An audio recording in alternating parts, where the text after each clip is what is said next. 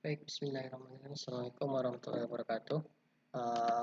Berjumpa lagi bersama saya. Selamat datang di channel saya. Kali ini saya akan coba menjelaskan terkait dari multiplexing, ya. Nah, multiplexing ini merupakan gambaran, ya. Kalau kita lihat ini merupakan MUX dan DMUX, ya. MUX dan DMUX ini merupakan ya, multiplexing ini merupakan rangkaian logika yang menerima beberapa input data digital, ya, kalau kita lihat. Nah, sedangkan DMUX itu dia merupakan rangkaian logikanya yang menerima satu input data, ya, kemudian didistribusikan input tersebut ke beberapa output, ya.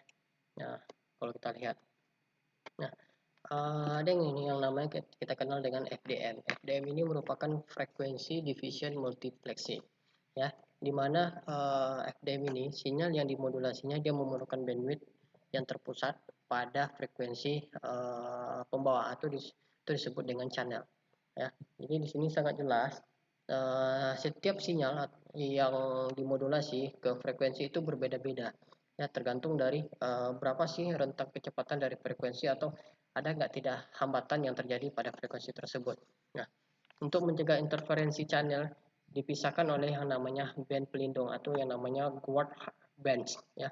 Misal contoh adalah siaran radio.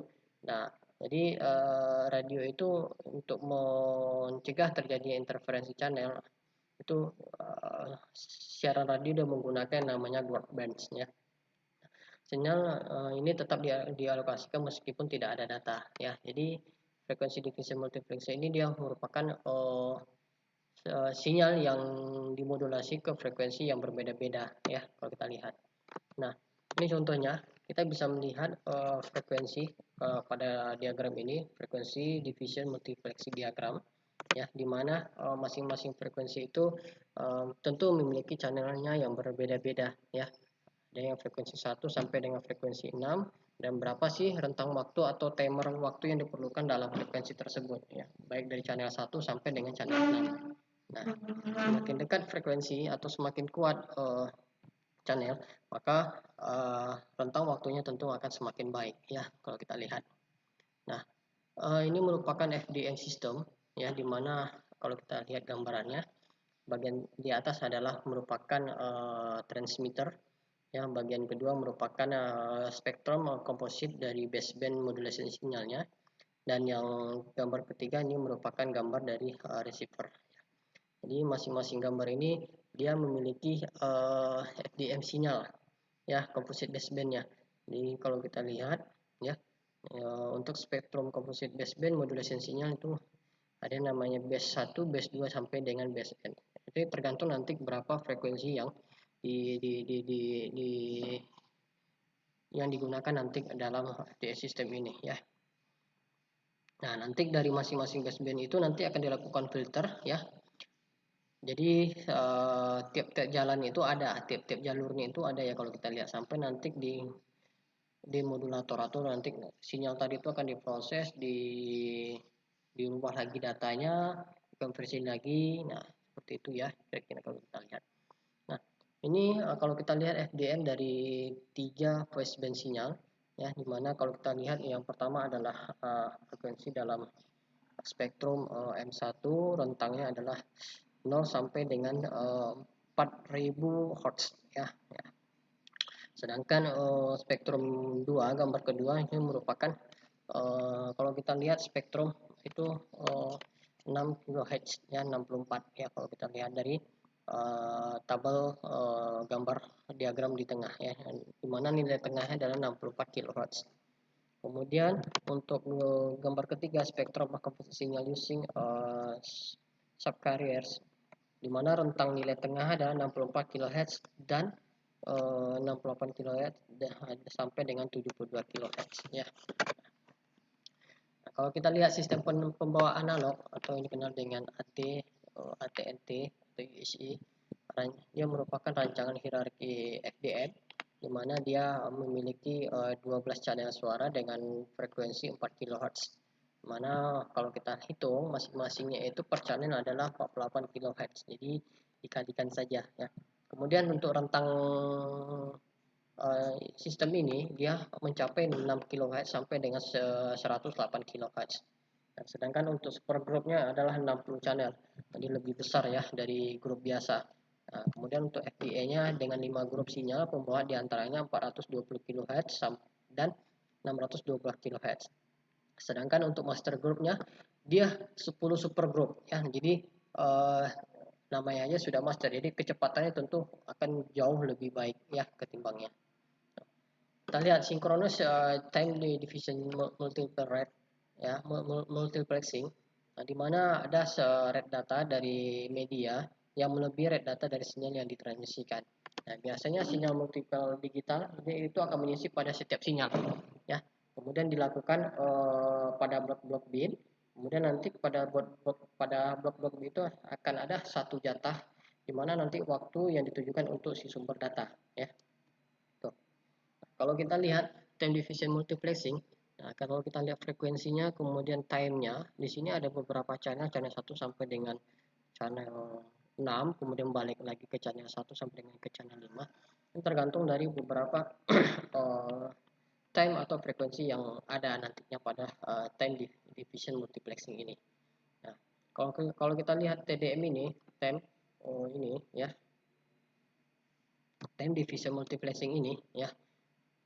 Kalau kita lihat gambarannya, nah dia di sini terdapat ada yang namanya transmitter, di mana transmitter ini tentu akan adanya buffer. Buffer ini adalah merupakan gangguan pada sistem atau pada media transmitter yang biasanya akan terjadi ya. Itu tergantung dari mungkin bisa saja dari kondisi alam ya, bisa saja ya.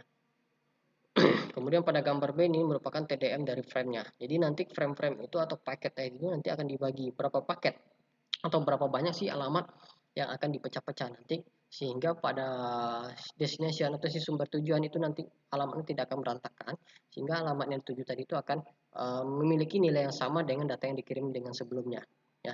Kalau kita lihat receiver, nah tentu dari receiver ini nanti ketika dilakukan data ini akan ditransfer melewati modem, tentu nanti akan adanya lagi buffer lagi ya, seperti itu hal yang biasa yang terjadi pada media transmisi ya. Kalau kita lihat nah, kalau kita lihat pada TDM link control ya, ini tidak adanya header dan pasangannya, biasanya tidak menentukan protokol data control atau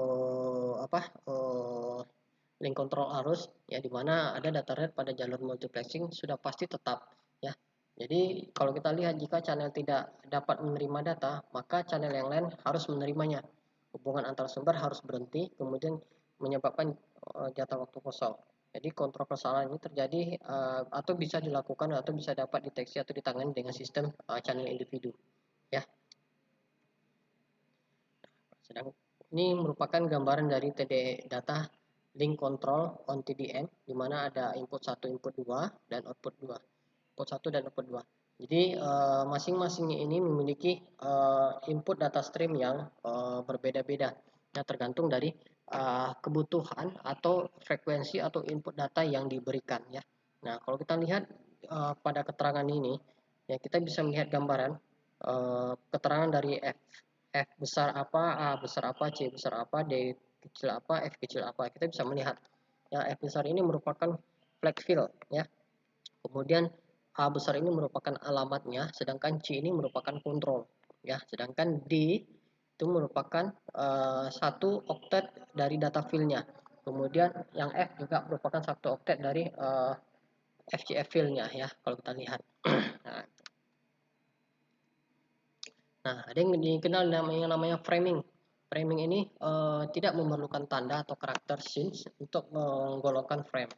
Jadi dia harus frame ini dia berupa digit tambahan ya, 1 bit kontrol ditambahkan pada setiap TDM frame. Nah, polanya bagaimana?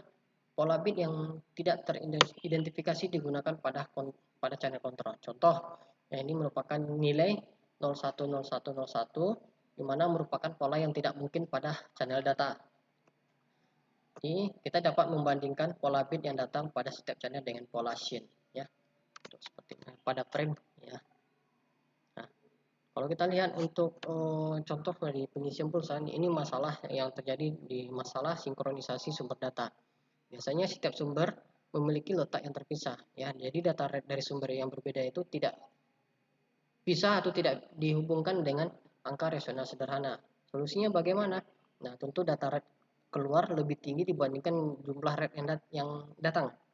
Kemudian solusi yang kedua adalah kapasitas ekstra digunakan dengan mengisi bit ekstra palsu. Kemudian yang ketiga adalah pulsa yang dikirim diselipkan ke lokasi tertentu. Ya. Nah, ini merupakan sumber analog dan digital pada TDM. Ya.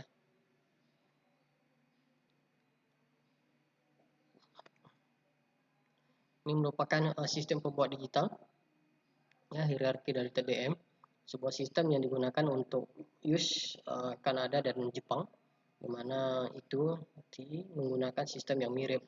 Nah, sistem ini di US berdasarkan pada DS1, ya. Kemudian formatnya ada multiplex 24 channel, dan masing-masing frame itu terdiri dari 8 bit per channel ditambah dengan satu framing bit. Jadi tiap frame itu 132 bit, ya. Nah, sistem pembawa digital, ya. Jadi setiap channel suara mengandung satu kata yang berupa data digital, ya, PCM-nya. Nah, contoh example-nya di sini 8.000 sampel per detik. Nah, kalau kita lihat, nah, data rate-nya 8.000 dikali dengan 193. 193 ini dari mana? Dari tiap frame, ya. Tiap frame itu terdiri dari 193 bit. Nah, maka sampel tadi dikali dengan 8.000 dikali dengan 193, maka 1.544 megabits per second. Nah, jadi untuk 5 dari 6 frame digunakan sampel PCM 8 bit, maka frame ke-6 berisi PCM 7 bit ditambah dengan bit sinyal, ya. Kemudian persinyalan membentuk suatu deretan channel suara yang membuat informasi routing dan kontrol jaringan. Jadi menggunakan format yang sama data digital, yaitu 23 channel data. Channel ke-24 adalah SYN. Ya. Kalau kita lihat data campuran, nah biasanya DS1 dapat membuat campuran channel data dan suara. Nah, dia menggunakan 24 channel, tidak adanya bit SYN, dapat menyisipkan DS1 channel, ya. Intervensi jaringan user ISDN.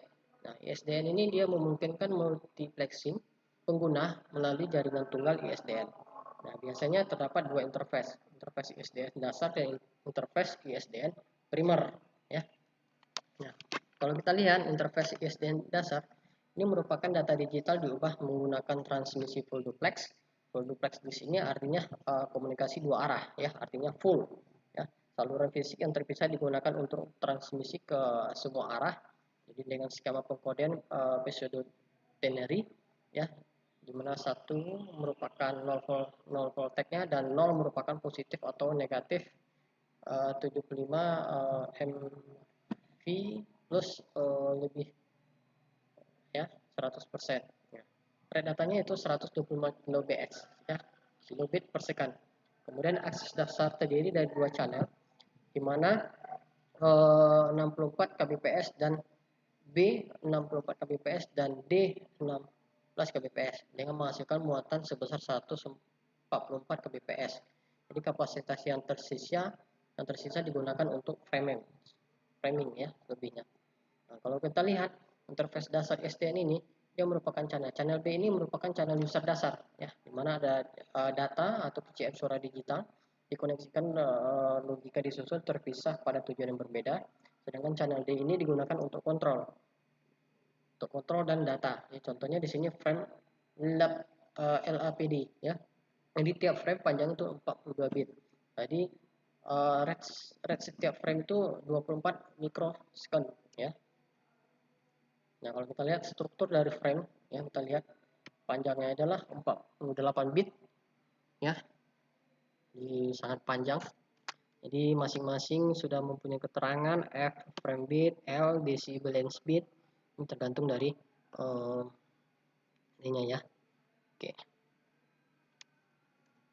Nah, kalau kita lihat, nah, apa sih dimaksud dengan ISDN primer? Nah, ISDN primer ini merupakan titik ke titik yang mendukung PBX, di mana kecepatannya adalah 1154 megabit per second berdasarkan USDS1 Dia menggunakan layanan transmisi 1, 23B saluran dan satu saluran D 64 kbps. Tidak hanya itu, 2048 megabit per second berdasarkan standar Eropa, di mana 30 saluran B dan satu saluran D dengan pengkodean jalur AMI dengan HDB3 ya. Nah, ini primary SDN frame formatnya ya. Jadi dia satu frame itu terdiri dari 193 bit ya. Jadi sangat panjang ya. Untuk interface A dengan kecepatan 154 megabit per second. Sedangkan untuk interface B 2000 ya, tergantung frame-nya ya. Nah, SONET atau SDH. Nah, itu yang dikenal dengan Synchronous Optical Network atau ANSI, Synchronous Digital Hierarchy ya, compatible hierarki sinyalnya. Mana sinkronis transportasi digital sinyal tingkat terendah STS 1 dan optical carrier level 1 OC1. Mana dia 5184 megabit per second yang digunakan sebagai sinyal DS3 atau sekelompok sinyal tingkat rendah DS1, DS1C, DS2 yang ditambahkan tingkat kecepatan A2 misalnya 2048 megabit per second, di mana sinyal multiplex STS1 dikombinasikan membentuk sinyal STSN ya. Kita lihat. Nah, ini merupakan gambaran SONET frame formatnya ya. Kita bisa lihat STS1 frame format dan STNN frame format ya. Kita lihat di mana ada yang namanya transfer overhead dan synchronous play out of environment atau dikenal dengan SPA ya. Mana untuk transfer overhead ini terdiri dari 3 oktet dan SPA terdiri dari 87 oktet ya. Dan 1 oktet digunakan untuk part overhead. Jadi kalau kita totalkan semua oktetnya ya, kemudian section overhead terdiri dari 3 oktet dan line overhead 6 oktet ya. Itu seterusnya. Ini merupakan gambaran SONET ST1 yang overhead octet, yang session overhead, line overhead. Nah, ada farming A1, farming A2, ya, STIDC 1, yang kita bisa lihat sendiri, bit 8B, ya. Ini merupakan transport dari overhead. Kemudian untuk patch overheadnya ada yang namanya tracer G1, bit 8 bit 3, sinyal label C2, ya, sampai dengan motor frame, sampai dengan grow Z5, ya. Nah, statistical time division multiplexing ya pada TDM sinkronos hal yang umum jika jatah waktu frame dibuang. Biasanya statistika TDM ini mengalokasikan jatah waktu secara dinamis sesuai dengan permintaan. Jadi multiplexer memiliki sejumlah saluran input untuk mengumpulkan data sampai kepada sebuah frame penuh ya. Jadi rate data pada saluran multiplexing lebih kecil dibandingkan jumlah rate data perangkat yang terpasang. Ini merupakan gambaran dari statistical TDM frame format. Ya, ada yang namanya flag address control, ya. Kemudian statistical TDM subframe, FGS, dan flag. Ya, kita lihat ini merupakan gambar overall frame. Ya, kemudian yang kedua subframe with one source per frame, ya. Jadi ada address dan data saja. Kemudian sedangkan untuk frame dengan multiple source per frame-nya ya, address, kemudian length data, kemudian listening data. Tergantung dari panjang datanya. Kinerjanya, jadi rate data output lebih kecil daripada rate input. Kemudian akan menyebabkan beberapa masalah pada saat berada di beban puncaknya, sehingga input penyangga itu akan mempertahankan ukuran minimum penyangga untuk mengurangi penundaannya. Yang kita lihat. Ini kalau kita lihat gambaran dari buffer size dan delay-nya, ya, dimana buffer size-nya kita lihat, yaitu rentangan dari 0 sampai dengan nilai tertinggi adalah 0,9, ya, min buffer size versus utility-nya. Sedangkan untuk min delay versus utility-nya, dimana delay-nya adalah 40, ya, dengan waktu tertinggi adalah 0,4, ya, kita lihat. Asymmetrical Digital Subscriber Line ADSL ya, atau dikenal dengan ADSL, hubungan antar subscriber dan jaringan loop lokal Dia menggunakan instalasi kabel transceiver dengan spektrum luas 1 MHz atau lebih. Ya. Kemudian desain ADSL dia dalam bentuk asimetrik, kapasitas downstream lebih besar daripada upstreamnya. Jadi kapasitas downnya itu lebih besar daripada upstreamnya. Kemudian frekuensi division multiplexingnya bagaimana? Lebih rendah dari 25 kHz untuk suara, ya, atau plain or open surface atau yang dikenal dengan POTS. Kemudian dia menggunakan pembatalan gamma atau FDM, mengalokasikan dua band dengan menggunakan FDM dalam bentuk band downstream dan upstream. Jangkauannya 5,5 km. Ya. Ini merupakan gambaran ADSL channel configuration. Kalau kita lihat, gambar A merupakan frekuensi division multiplexing dan B merupakan echo cancellation. Ya. Nah, yang terakhir adalah merupakan discrete multitone atau yang dikenal dengan DMC. Dia merupakan sinyal pembawa multiple pada frekuensi-frekuensi perlainan. Masing-masing channel mempunyai 4 kHz bit Z yang subchannel mengirim sinyal penguji pada setiap subchannel untuk menentukan rasio terhadap ini, ya. Kemudian ini merupakan gambaran DM dan transmitter, ya. Nah, kemudian ada yang namanya dengan XDXL, ya, High Depth Flex Digital Separable LAN, atau dikenal dengan LAN Single Line Digital Separable LAN atau Very Data Rate Digital Separable LAN, ya. Mungkin ini saja penjelasan terkait multiplexing. Semoga bisa bermanfaat dan mudah dipahami. Sampai jumpa dan dinantikan.